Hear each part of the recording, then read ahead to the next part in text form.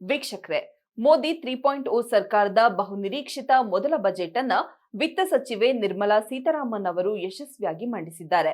ಸುಮಾರು 1.5 ಗಂಟೆಗಳ ಕಾಲ ಮುಂಗಡ ಪತ್ರವನ್ನ ಓದಿದ ನಿರ್ಮಲಾ ಸೀತಾರಾಮನ್ ಅವರು ಯಥಾಪ್ರಕಾರದಂತೆ ಜನಪ್ರಿಯ ಘೋಷಣೆಗಳಿಗಿಂತ ಆರ್ಥಿಕ ಶಿಸ್ತಿಗೆ ಆದ್ಯತೆಯನ್ನು ನೀಡಿದ್ದಾರೆ.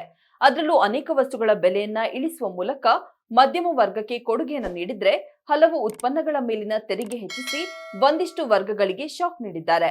ಮೊದಲೇ ಅಗ್ಗದ ದರದಲ್ಲಿ ಸಿಗುತ್ತಿದ್ದ ಮೊಬೈಲ್ ಫೋನುಗಳು ಮತ್ತೆ ಅಗ್ಗದ ದರದಲ್ಲಿ ದೊರೆಯಲಿದೆ. ಅದರ ಜೊತೆಗೆ ಚಿನ್ನ, ಬೆಳ್ಳಿ, ಮೊಬೈಲ್ ಬಿಡಿಭಾಗಗಳ ಬೆಲೆಯನ್ನ ಕೂಡ ನಿರ್ಮಲಾ ಇಳಿಸಿದ್ದಾರೆ. ಹಾಗಾದ್ರೆ ಯಾವೆಲ್ಲ ವಸ್ತುಗಳ ಬೆಲೆ ಇಳಿದಿದೆ, ಯಾವೆಲ್ಲ ವಸ್ತುಗಳ ಬೆಲೆ ಏರಿದೆ ಎಂಬುದರ ವಿವರ ಇಲ್ಲಿದೆ. ಕೇಂದ್ರ ಬಜೆಟ್ನಲ್ಲಿ ಒಂದಷ್ಟು ಸಿಹಿ, ಒಂದಷ್ಟು ಕಹಿ. ಮೊಬೈಲ್ ಪ್ರಿಯರಿಗೆ ಸಿಹಿ ಸುದ್ದಿ ನೀಡಿದ ನಿರ್ಮಲಾ.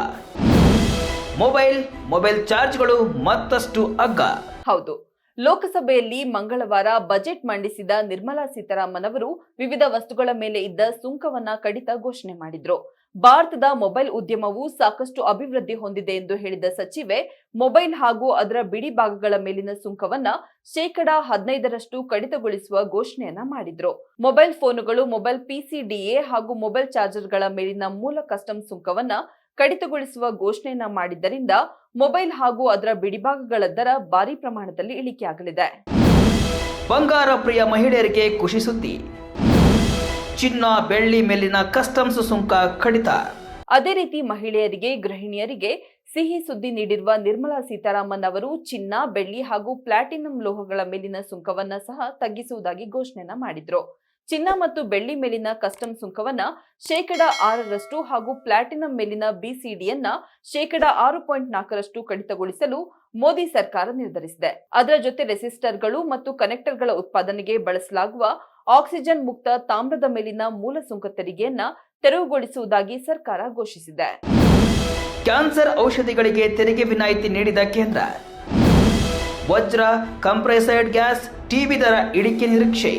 ಅದಷ್ಟೇ ಅಲ್ಲದೆ ಕ್ಯಾನ್ಸರ್ ಔಷಧಗಳಿಗೆ ವಿನಾಯಿತಿ ನೀಡಲು ಕೇಂದ್ರ ಸರ್ಕಾರ ಮುಂದಾಗಿದೆ.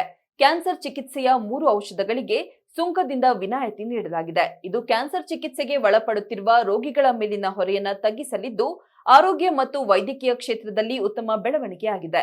ಇನ್ನು ಸೋಲಾರ್ ಪ್ಯಾನೆಲ್ ತಯಾರಿಕೆಗೆ ಬಳಸಲಾಗುವ ಪ್ರಮುಖ ವಸ್ತುಗಳ ಮೇಲಿನ ಸುಂಕವನ್ನ ಇಳಿಕೆ ಮಾಡಲಾಗಿದ್ದು, ಫೆರೋನಿಕಲ್ ಮತ್ತು ಬ್ಲಿಸ್ಟರ್ ತಾಮ್ರದ ಮೇಲಿನ BCD ತೆರವುಗೊಳಿಸಲಾಗಿದೆ.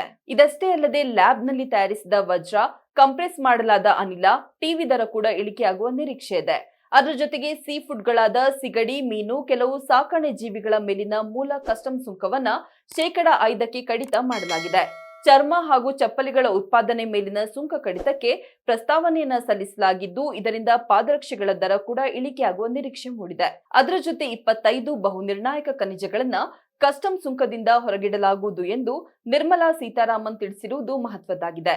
ಇನ್ನು ಇ-ಕಾಮರ್ಸ್ ಆಪರೇಟರ್ಗಳಿಗೂ ನಿರ್ಮಲಾ ಸೀತಾರಾಮನ್ ನೆಮ್ಮದಿ ನೀಡಿದ್ದು, ಇ-ಕಾಮರ್ಸ್ ಆಪರೇಟರ್ಗಳಿಗೆ ಇದ್ದ TDS ಅನ್ನ 1% 0.1ಕ್ಕೆ ಇಳಿಸಲು ಸರ್ಕಾರ ಮುಂದಾಗಿದೆ. ಪರಿಸರ ಸ್ನೇಹಿ ನಿಲುವು ತಳೆದ ಮೋದಿ ಸರ್ಕಾರ. ಮರುಬಳಕೆ ಮಾಡಲು ಸಾಧ್ಯವಾಗದ ಪ್ಲಾಸ್ಟಿಕ್ ಬೆಲೆ ಏರಿಕೆ. ಕೇವಲ ಇಳಿಕೆ ಮಾತ್ರವಲ್ಲ, ಹಲವು ವಸ್ತುಗಳ ಬೆಲೆಯನ್ನ ಕೂಡ ನಿರ್ಮಲಾ ಸೀತಾರಾಮನ್ ಅವರು ತಮ್ಮ ಬಜೆಟ್ನಲ್ಲಿ ಏರಿಸಿದ್ದಾರೆ.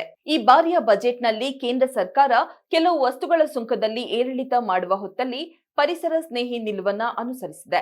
ಅದರಲ್ಲೂ ಪರಿಸರಕ್ಕೆ ಮಾರಕವಾದ, ಮರುಬಳಕೆ ಮಾಡಲು ಸಾಧ್ಯವಾಗದೇ ಇದ್ದ ಪ್ಲಾಸ್ಟಿಕ್ ವಸ್ತುಗಳ ಬೆಲೆಯನ್ನ ಏರಿಕೆ ಮಾಡುವ ಮೂಲಕ ಸರ್ಕಾರ ಪರಿಸರ ಸ್ನೇಹಿ ನಿಲುವನ್ನ ಅನುಸರಿಸಿದೆ. ಅದರ ಜೊತೆ ವಿವಿಧ ರೀತಿಯ ಬಟ್ಟೆ, ವಸ್ತ್ರಗಳ ಬೆಲೆ ಏರಿಕೆ ಮಾಡಲಾಗಿದ್ದು, ಎಲ್ಲಾ ರೀತಿಯ ವಿದ್ಯುತ್ ಉಪಕರಣಗಳ ಬೆಲೆ ಏರಿಕೆಯಾಗಿದ್ದು, ಮೊಬೈಲ್ ಟವರ್ ಬಿಡಿಭಾಗಗಳ ಬೆಲೆ ಕೂಡ ಏರಿಕೆಯಾಗಿದೆ.